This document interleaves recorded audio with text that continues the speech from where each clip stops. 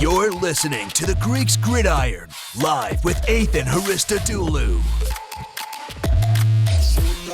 What's going on, everybody? Welcome back to the Greeks Gridiron. I am Ethan Haristodoulou, and on this March 18th, 2022, I'm coming at you guys with another read and react on the breaking news of Deshaun Watson deciding where he would like to be traded to.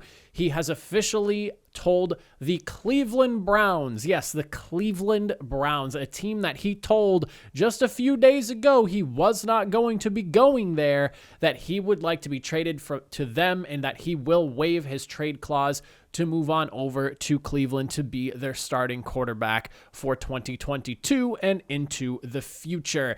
My Browns fans, hit that like button, comment down below. Let me know how you're feeling. My Texans fans, if you're checking this video out as well, let me know how you guys are feeling about the whole situation.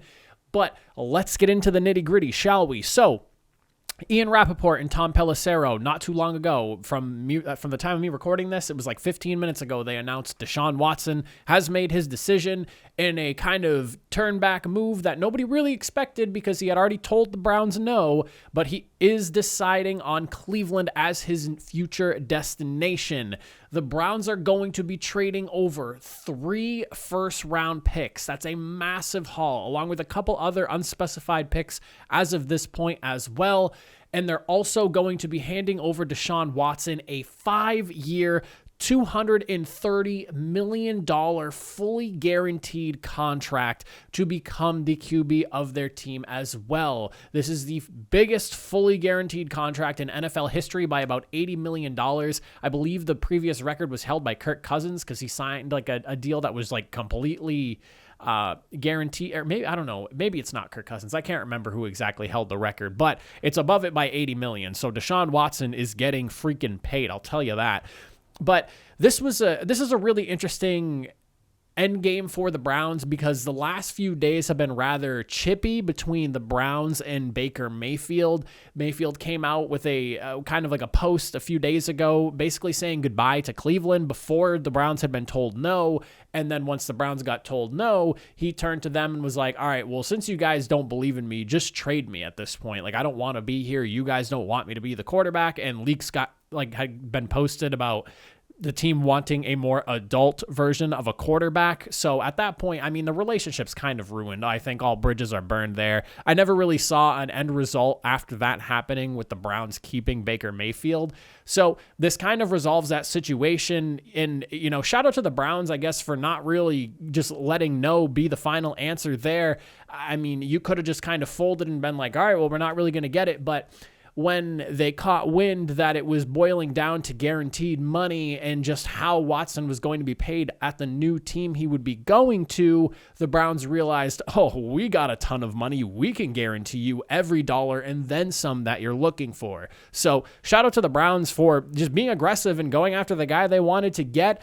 Baker Mayfield now is, I'm assuming, up for trade, and he'll, you know, I'm sure he'll net them something of value. I don't think that Baker Mayfield was really as bad as this past season made him look. He had shown some steady progression going through the first few years, and then ultimately this past year, injury riddled with the shoulder and everything. And I have a hard time believing Baker actually regressed that much. I think the injury affected him more than he wanted people to believe, and honestly, that's kind of hurting his value now. But I'm curious to see how Baker Mayfield would do in another situation.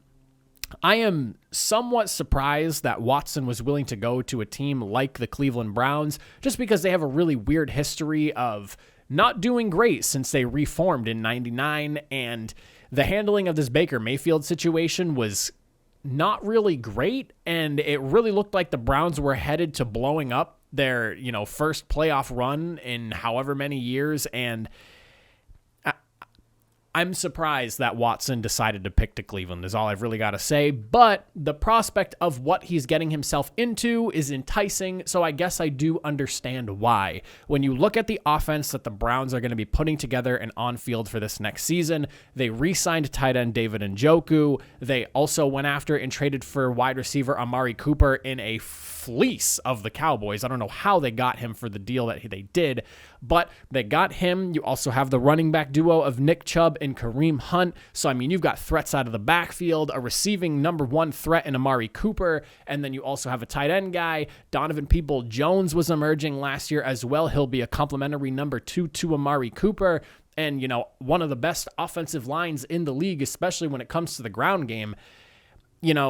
While I'm surprised he chose to go to Cleveland more because of organizational dysfunction, I'm also looking at what the offense can be now with Watson under center, and I completely understand why he would be going there now. So it does kind of make sense. Now, there's still the pending 22 civil suits that need to get resolved. He's not being charged with anything criminally. That was discussed last week at length. I'm not really going to get into that now, but that's what, that point of his issues were resolved. They still got to figure out the civil suit cases and what's going to happen there. And then I guess we have to see whether the league ultimately decides to suspend Deshaun Watson or not.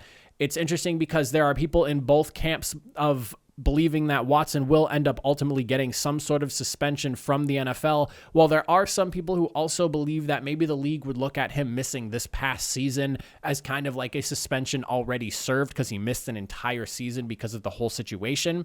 I don't know if that's really going to fly. I feel like the NFL likes to hand out their own specific punishments, so I'm leaning more towards the side of he might end up seeing a suspension as well, whether it ends up being, the first 4, 6, 8 games of the year. I don't know what it's going to end up being, but the Browns have Deshaun Watson now.